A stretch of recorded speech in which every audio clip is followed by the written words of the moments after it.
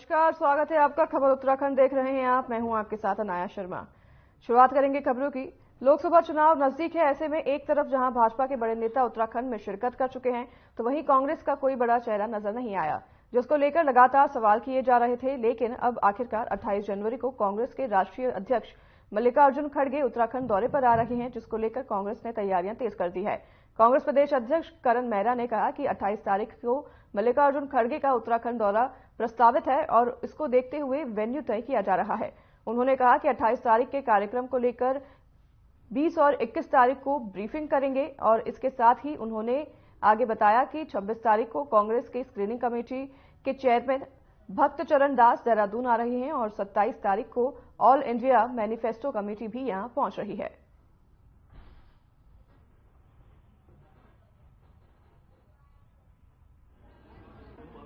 आज हम लोग 2-3 जगह जा रहे हैं वेन्यू तय करने के लिए और उस पर देखते हैं कहाँ पार्किंग की भी सुविधा हो जाए और मीटिंग भी हो जाए। जब तय हो जाएगा तो मैं आपको बताऊंगा, क्योंकि 28 तारीख का उनका प्रोग्राम है। 20-21 तारीख को मैं फिर ब्रीफिंग करूंगा, उसमें आप लोगों को क्लियर चीजें हम देंगे। 26 तारीख को आदरणीय भक्त चरण दास जी, जो हमारे स्क्रीनिंग कमेटी के चेयरमैन हैं, वो भी देहरादून आ रहे हैं और 27 तारीख को हमारी ऑल इंडिया जो मैनिफेस्टो कमेटी है वो भी यहाँ आ रही है, उसका एजेंडा भी सेट हुआ है। और 28 तारीख को आदरणीय खड़गे जी आ रहे हैं। हमारे लिए सौभाग्य इस बात का है कि एक ऐसा कार्यकर्ता जिसने बूथ से अपनी शुरुआत की थी, 1969 में वो अपने ब्लॉक के अध्यक्ष बने और ब्लॉक अध्यक्ष से हल्के हल्के सोपानों को बढ़ते हुए वो राष्ट्रीय अध्यक्ष तक पहुंचे हैं।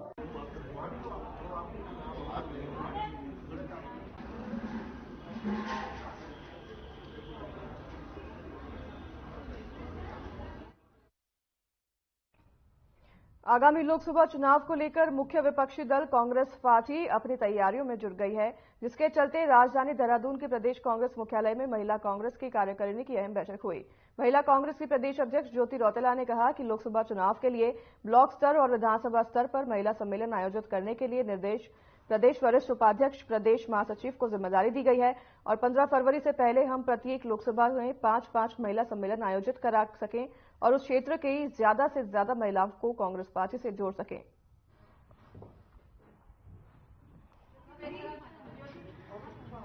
देखिए, हम लोगों का ये प्रदेश कार्यकारिणी की बैठक थी और ये हम हर 3 महीने में करते हैं और ये आगामी 2 लोकसभा चुनाव है उसको लेके हमारी जो तैयारियां हैं, जो ब्लॉक वाइज और हमारी विधानसभा वाइज महिला सम्मेलन हम कर रहे हैं, उसके लिए जो प्रदेश की सीनियर वाइस प्रेसिडेंट हैं, जिला महासचिव, प्रदेश महासचिव हैं, सचिव हैं, उनको आज हम लोगों ने जिम्मेदारी दी है लोकसभा वाइज, जिले वाइज और विधानसभा वाइज।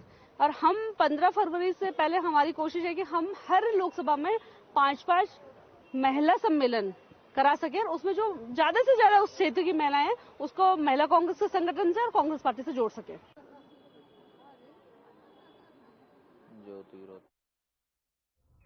बीजेपी प्रदेश अध्यक्ष महेंद्र भट्ट ब्राह्मण कुल में पैदा हुए और उनका सौभाग्य है, लेकिन ब्राह्मण समाज का यह दुर्भाग्य है कि महेंद्र भट्ट जैसे उनके कुल में पैदा हुए। ये बड़ा बयान कांग्रेस के प्रदेश अध्यक्ष करण मेहरा ने दिया है। उन्होंने कहा कि सनातन ध्वज के धर्म रक्षक शंकराचार्य के बताए रास्ते को गलत बताते वह कैसे ब्राह्मण कुल में पैदा हुए। कहा कि राम मंदिर उद्घाटन की इतनी जल्दी क्या थी, जब निर्माण कार्य अभी पूरा नहीं हुआ है तो राम नवमी आने वाली थी, उसका ही इंतजार कर लेते। करण मेहरा ने यह प्रतिक्रिया बीजेपी प्रदेश अध्यक्ष महेंद्र भट्ट के उस बयान पर दी जिसमें भट्ट ने कहा था कि कांग्रेस के शंकराचार्य राम मंदिर उद्घाटन में नहीं आ रही हैं।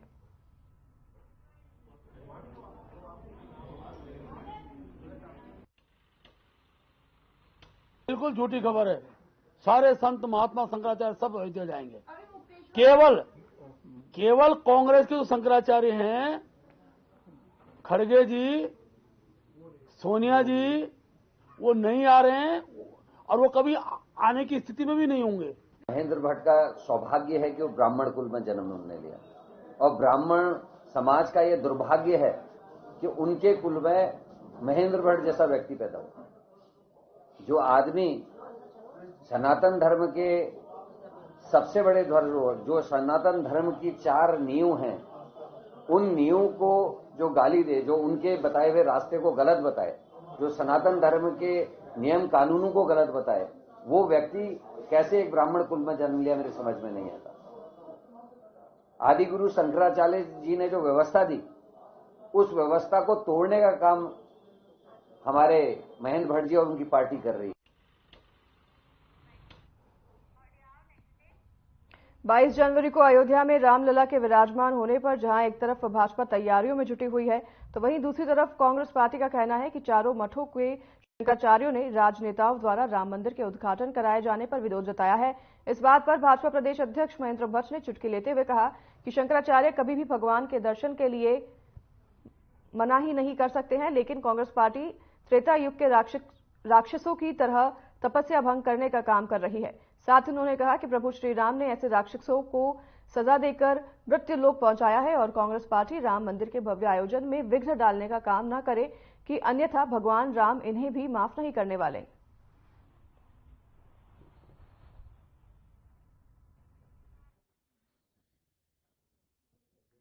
देखिए, शंकराचार्य कभी भगवान के दर्शन के लिए मनाही नहीं कर सकते। उनके सब अनुयायी दर्शन करेंगे। तिथि तय करना शंकराचार्य का अपने पीठ का उनका पक्ष रहता है, कौन सी तिथि को वो जाएंगे, उनका स्वरूप है। निमंत्रण देना राम ट्रस्ट का काम था और जरूरी नहीं कि सब लोग जो निमंत्रण उस दिन मिले उसी दिन सब लोग जाए।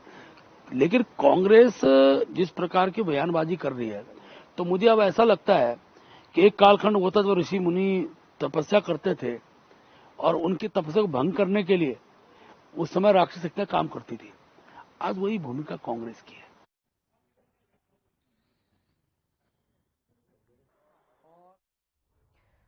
बाईस जनवरी को राम मंदिर की प्राण प्रतिष्ठा को लेकर शहर के मंदिरों में व्यापक सफाई अभियान चलाया गया। इसी क्रम में दिनेशपुर प्रमुख दुर्गा मंदिर में सफाई अभियान चलाया गया।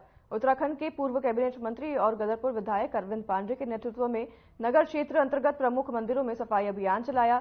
इस दौरान विधायक अरविंद पांडे ने कहा कि प्रधानमंत्री नरेंद्र मोदी के आह्वान पर पूरे देश में 14 जनवरी से 22 जनवरी तक राम मंदिर की प्राण प्रतिष्ठा तक मंदिरों में व्यापक सफाई अभियान चलाया जा रहा है। इसी को लेकर भाजपा के सभी कार्यकर्ताओं को मंदिर से जोड़ने का प्रयास किया है। विधायक ने कहा कि प्रधानमंत्री ने हमेशा देश के अंदर स्वच्छ भारत अभियान चलाकर देश की सफाई रखने का काम किया है।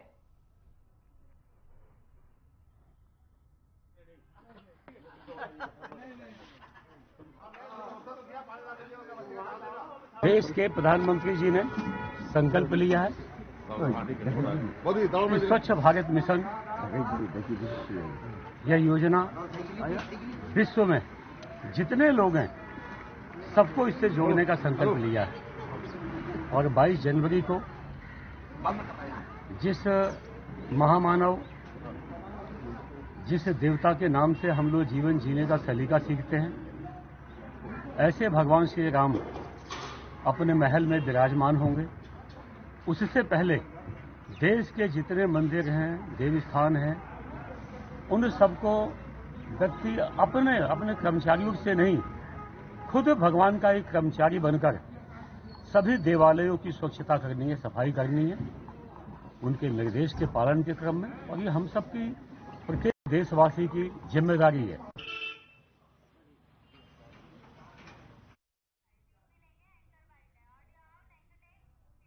श्री राम मंदिर की प्राण प्रतिष्ठा को लेकर श्री राम मंदिर जन आह्वान यात्रा समिति के तत्वाधान में आगामी 18 जनवरी को भव्य यात्रा को लेकर सनातन धर्मावलंबी राम भक्तों से यात्रा को सफल बनाने एवं तैयारियों को लेकर एक बैठक आहूत की। रामनगर रोड स्थित श्री रामलला के सभागार में आयोजित बैठक में जिला सह प्रचार प्रमुख आरएसएस प्रेम सिंह चौहान ने बताया कि कड़े संघर्षों के बाद श्री राम का एक भव्य मंदिर बनाकर तैयार हुआ है, जिसकी प्राण प्रतिष्ठा आगामी 22 जनवरी को होनी है।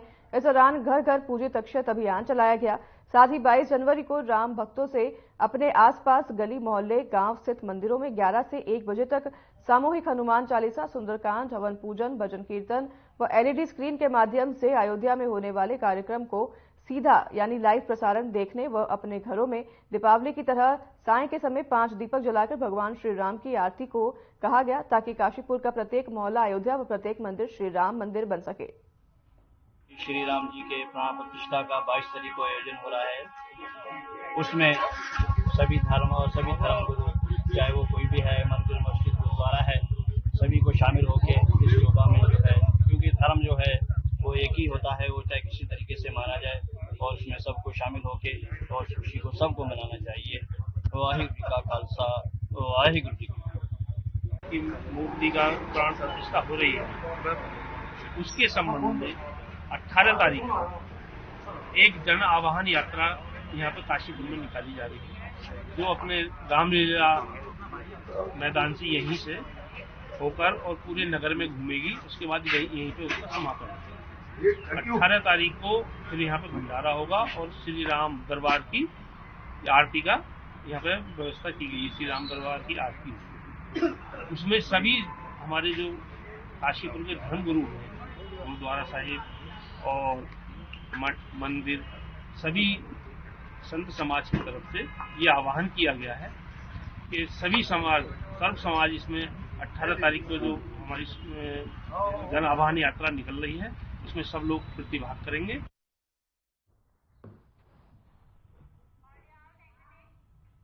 उत्तराखंड सरकार की हर हाथ को रोजगार देने की मुहिम आगे बढ़ रही है। इसके तहत ग्रामीणों को गांव में ही स्वरोजगार के लिए आर्थिक सहायता के साथ ही तकनीकी मदद भी दी जा रही है। सरकार के इस अभियान के तहत विकासखंड पौड़ी के अमकोची गांव में ग्रामीण उद्यम वेग वृद्धि परियोजना की ओर से 15 गरीब परिवारों को रोजगार शुरू करने के लिए 35-35 हजार रुपए के चेक वितरित किए गए। इससे पहले मल्ली गांव में 12 परिवारों को 35-35 हजार रुपए की धनराशि चेक के माध्यम से दी जा चुकी है। री परियोजना द्वारा अभी तक कुल 27 परिवारों को यह धनराशि निर्गत की जा चुकी है और कुल चयनित 54 अल्ट्रा पुअर लाभार्थी को रोजगार चलते हेतु ये धनराशि दी जाएगी। इस दौरान पौड़ी ब्लॉक प्रमुख दीपक खुशहाल ने अल्ट्रा पुअर परिवारों की महिलाओं को चेक वितरित किए।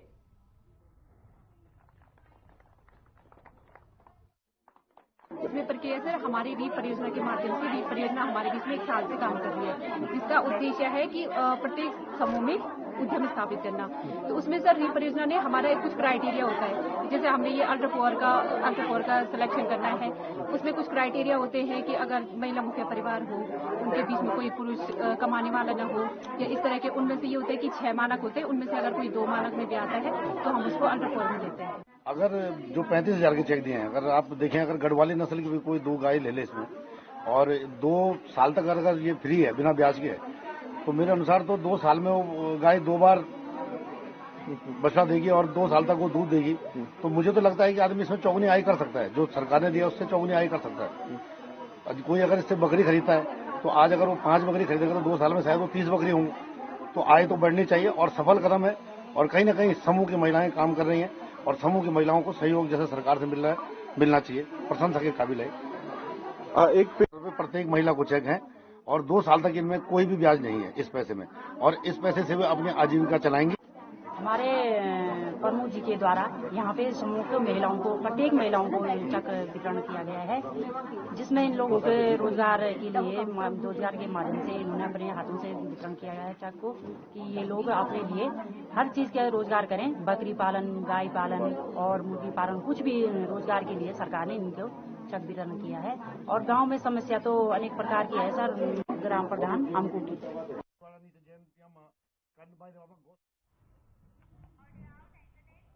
रुद्रपुर में श्यामा प्रसाद मुखर्जी ने जिले की महिला उद्यमियों के उत्थान के लिए देश भर से कई बायर्स को आमंत्रित किया है और 2 दिवसीय चलने वाले इस कार्यक्रम में जहां देश भर से कई बायर्स ने शिरकत की, वहीं जिले में कार्य करने वाली महिलाओं ने भी उनसे सीधा संवाद किया। कार्यक्रम का आयोजन ग्रामीण व्यवसाय इंक्यूबेटर विभाग द्वारा किया गया, जिसका मुख्य उद्देश्य उधम सिंह नगर की महिला उद्यमियों द्वारा निर्मित हैंडीक्राफ्ट की देश और विदेश तक एक पहचान बनाना है। और जिले के प्रोजेक्ट डायरेक्टर हिमांशु जोशी ने बताया कि राज्य की सरकार महिला उत्थान में कार्यरत है, जहां सरकार की तरफ से महिला उत्थान में कई योजनाएं चलाई जा रही हैं। वहीं उत्तराखंड की महिलाओं को सशक्त बनाने की और आयोजित होने वाली बायर कोर सेलर मीटिंग एक महत्वपूर्ण कदम है, जिसमें जिले के कार्यरत महिला उद्यमियों की देश और विदेश तक अपने उत्पादों को पहुंचाने में काफी सहयोग मिलेगा। एक खटीमा विकासखंड में श्यामा प्रसाद मुखर्जी अर्बन मिशन के नाम से एक योजना भारत सरकार के माध्यम से हमें प्राप्त हुई थी, जिसमें महिलाओं के उन्नयन के लिए हमने ट्रेनिंग और मार्केटिंग का एक पार्ट रखा था।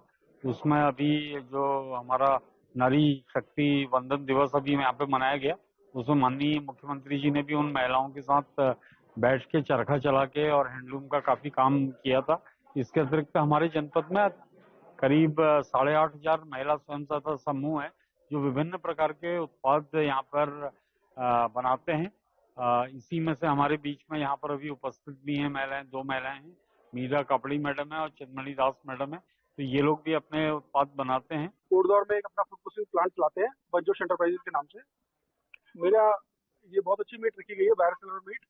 हमारा आने का उद्देश्य ये था कि उधम सिंह नगर में काफी बड़े बड़े फार्मर्स हैं जो हमें एक अच्छे वॉल्यूम में अपना हार्वेस्ट दे सकते हैं। फ्रूट एंड वेजिटेबल्स हमारा मेन प्रोडक्ट्स हैं और मैं चाहूँगा हमारे कुछ टाई अप्स हों कॉन्ट्रैक्ट फार्मिंग के, जहाँ पे हम ट्राई पार्टी एग्रीमेंट कर सकें। हमारे पास बड़े बड़े कस्टमर्स हैं जिनको हम अपना माल देते हैं। We are into B2B category.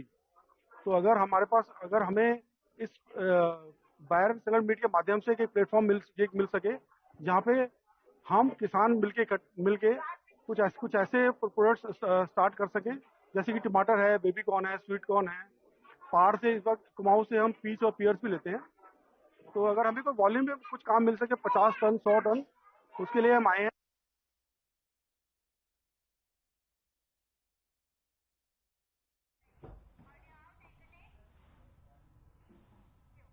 Rishikesh कोतवाली क्षेत्र की सबसे महत्वपूर्ण ISBT पुलिस चौकी लंबे समय से बिना प्रभारी के संचालित हो रही है।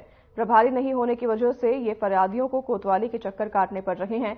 बता दें कि ISBT पुलिस चौकी की विवेचनाएं भी फिलहाल लंबित चल रही है। मामला SSP अजय सिंह के सामने उठाया गया तो उन्होंने जल्द ही चौकी को प्रभारी देने का भरोसा दिया। इसके अलावा 4 धाम यात्रा सीजन के दौरान यात्रा पंजीकरण कार्यालय परिसर में अस्थायी पुलिस पिकेट और चौकी खोलकर उसमें पर्याप्त स्टाफ भी रखने का भरोसा पुलिस कप्तान ने दिया है।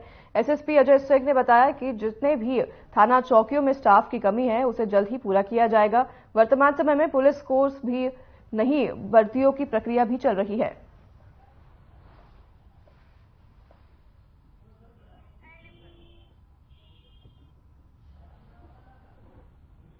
प्रभारी नहीं होने की वजह से परेशानियां बढ़ गई हैं। चौकी में कोतवाली के लगाने पड़ रहे हैं और आपको बता दें कि प्रभारी के बिना संचालित हो रहा है ISBT चौकी, जिससे खासा परेशानियां हो रही हैं। और हालांकि इस पर जल्द ही प्रभारियों को नियुक्त करने के दावा किए गए हैं। आपको बता दें कि कोतवाली न लगाने के चलते सभी को दिक्कतों का सामना करना पड़ रहा है।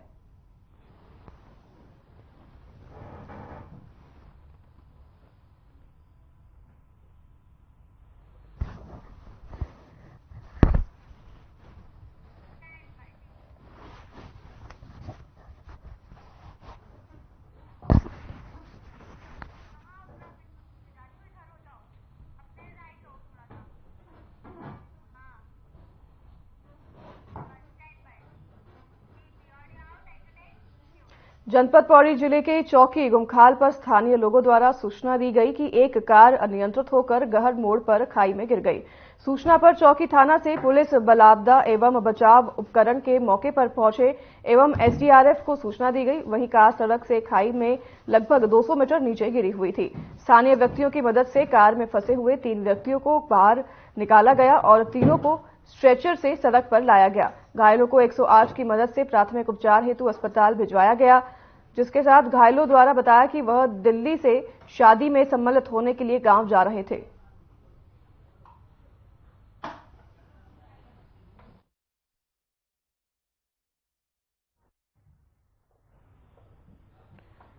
एक सड़क दुर्घटना हो गई है जिसमें कार 200 मीटर खाई में नीचे जाकर गिरी। और आपको बता दें कि सड़क दुर्घटना में कार में लोग मौजूद थे। अनियंत्रित होकर ये कार खाई में जा गिरी, जिससे कि यह सड़क दुर्घटना हो गई है और 200 मीटर खाई में नीचे तक ये कार गिर गई।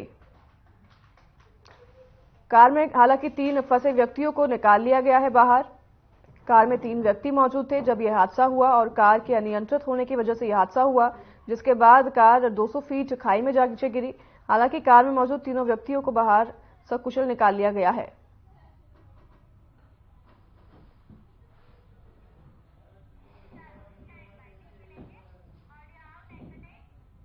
रुद्रपुर के ट्रांजिट कैंप थाना क्षेत्र में नवविवाहित ने फांसी लगाकर खुदकुशी कर ली है। पुलिस ने मृतका के शव को कब्जे में लेकर पोस्टमार्टम के लिए भेजा है और पूरे मामले की जांच शुरू कर दी है। जानकारी के मुताबिक ट्रांजिट कैंप के शिवनगर वार्ड नंबर 8 में रहने वाले मोहनलाल की पत्नी प्रभा ने अपने घर में फांसी लगाकर खुदकुशी कर ली। मोहनलाल ने पत्नी की मौत की सूचना थाना पुलिस को दी। पुलिस ने शव को कब्जे में लेकर पोस्टमार्टम के लिए भेजा है और जांच शुरू कर दी है। बताया जा रहा है कि 11 महीने पहले प्रभा का विवाह मोहनलाल से हुआ था। प्रभा के पिता ने अपनी पुत्री को दामाद पर परेशान करने का आरोप लगाया है और बताया कि प्रभा 3 महीने की गर्भवती भी थी। रुद्रपुर की सीओ सिटी निहारिका तोमर ने मौके पर पहुंचकर पूरी घटना की जानकारी ली है।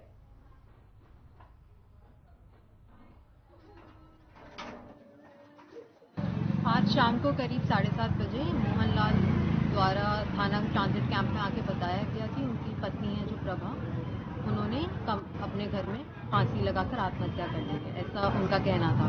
इस सूचना पर सभी पुलिस के थाना जो प्रभारी हैं, थाने के बाकी कर्मचारी यहाँ पर पहुंचे। इसके मैं भी यहाँ पर आई। फिर हमने यहाँ के तहसीलदार जो है रुद्रपुर के, उनके समक्ष उनकी प्रेजेंस में बाकी पूरी कार्रवाई की और जितने भी आगे का प्रोसेस है वो हम फॉलो अप लेंगे। अभी जो हमें सामने हमारे आया है कि ये इनकी शादी पिछले साल फरवरी के महीने में हुई थी। अभी तक कोई जानकारी प्राप्त नहीं हुई है। अभी हम लोग बाकी सबसे पूछताछ कर रहे हैं, सूचना जुटा रहे हैं। जैसा भी होगा आगे बताएंगे। शिवाजीनगर में प्रशासन की लापरवाही से एक मजदूर जिंदगी और मौत के बीच एम्स में जंग लड़ रहा है। बता दें कि ऋषिकेश नगर निगम क्षेत्र अंतर्गत शिवाजीनगर में पहाड़ की डांग से गिरने से रोकने के लिए लगाया जा रहा पत्थरों का पुश्ता अचानक गिर गया है और पुश्ता गिरने से एक मजदूर मलबे में दबा है, जबकि 11 मजदूर बाल बाल बचे हैं। मजदूरों को पुलिस, एसडीआरएफ और स्थानीय लोगों ने मिलकर मलबे से बाहर निकाला है, जिसे उपचार के लिए एम्स में भर्ती कराया गया है, जहां मजदूर की हालत गंभीर बनी हुई है। घटनास्थल पर मौजूद लोगों ने बताया कि शिवाजीनगर में पहाड़ की डांग गिरने से कई मकानों को खतरा बना हुआ है। बरसात के दौरान तमाम विभागों के अधिकारी मौके पर आए थे, जिन्होंने सरकारी स्तर पर पुश्ता लगाकर पहाड़ की डांग को रोकने का दावा किया था, लेकिन अभी तक सरकारी स्तर पर कोई भी कार्रवाई नहीं हुई है। लिया क्या था यहाँ पर कि यहाँ काम नहीं होगा और जो ये काम कर रहा है उसके खिलाफ एफआईआर दर्ज की जाएगी। और यहाँ तक कि एसडीएम साहब ने ये कहा था वन विभाग को, अगर आप इनके खिलाफ एफआईआर नहीं दर्ज करेंगे तो मैं तुम्हारे खिलाफ एफआईआर दर्ज करूंगा। और उसके बाद ये देखिए काम चल रहा, जबकि मैं यहाँ का वर्तमान पार्षद, अब तो निमट कह दो, पहले मैं पार्षद ही था यहाँ का, इसकी जानकारी, इतनी सूचना हमें तक नहीं दी गई। मैं यहाँ काम कर रहा हूँ और वन विभाग रोज यहाँ घूम रहा है, रोज गलियों में घूम रहा है, क्या उनको ये दिखाई नहीं दिया? आज ये हादसा हो गया है। मिली भगत है वन विभाग इनसे नेचुरली कौन लोग काम कर रहे हैं? जो खनन माफिया है, भूमाफिया कौन लोग हैं? जिनकी जमीन है। पीछे जो आप दिख रहे हैं मकान, उसमें जो ऊपर मकान बने, इन लोगों का रास्ता है। ये आदमी जो खुदाई कर रहा है, इसमें से इनके रास्ते भी खा दिए पूरे। इस लेवल में आदमी हावी है, मतलब जो पूंजीपति है, जिसको सह प्राप्त है कुल मिलाकर के, वो कुछ भी कर दें। और हमारे इस पूरे क्षेत्र में अभी जो यहाँ का जो मलबा है, जब हमने शिकायत की तो यहाँ से मलबा बाहर नहीं गया, बाकायदा यहीं कहीं जो है रम्मा नदी के अंदर घुस गया और उसके बाद जमीनें वो मतलब भूतल आ गया अपने आप ही। तो ऐसे करके जो है जमीन का जो है एरिया बढ़ रहा है लगातार। और इसमें सबसे ज्यादा मैं जंगलात को दोष देता हूँ और जंगलात के ऊपर एक्शन होना चाहिए। मैं अभी हमारी तहसीलदार से और इनसे प्रशासनिक अधिकारी से बात होती है, पुलिस से। हमने जी आप मुकदमा दर्ज कीजिए, आप सिर्फ ठेकेदार को उठा रहे हो और उसके लेबर को उठा रहे हो। ठेकेदार और लेबर ने क्या बिगाड़ा आपका? देहरादून के ग्रामीण क्षेत्रों में बढ़ते गुलदार के दहशत के बाद गुलदार शहर की ओर भी अपना रुख कर रहा है। आपको बता दें कि रविवार शाम रोड सड़क के किनारे बच्चे खेल रहे थे, तभी जंगल की ओर से गुलदार ने बच्चे पर हमला कर दिया।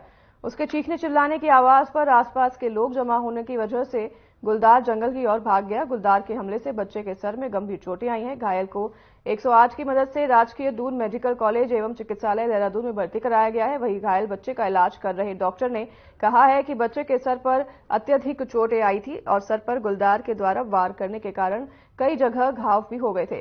सर के पीछे की स्किन पूरी तरीके से गायब थी, लेकिन अब उसका ट्रीटमेंट सही तरीके से हो रहा है। तो ये बच्चा आया था हमारे पास अटैक के बाद, लेपर्ड अटैक के बाद। तो इसको चोट बहुत ज्यादा थी। इसका जो सर था उस पे काफी स्किन लॉस था, स्कैल्प लॉस था। तो और आसपास में भी बहुत सारे घाव थे और वो जो चमड़ी थी वो पूरी नोच ली गई थी, ऐसे उखाड़ के नोच ली गई थी। तो इसका हमने आज ऑपरेशन किया है। इसका हमने जहां पे लॉस था वहां इसकी जांघ से लेकर थाई से लेकर चमड़ी लगाई है और बाकी आसपास में एक लोकल फ्लैप किया है तो जो स्कैल्प बंद हो सके। एंड नीचे भी थाई में बहुत सारे घाव थे, पंजे के घाव थे, जिनमें से काफी डीप था। अंदर मांसपेशियां भी फटी हुई थी, तो वो मांसपेशियों को भी जोड़ा गया है और घावों को भी ठीक किया गया, अच्छे से सफाई धुलाई करके उनको रिपेयर किया गया है।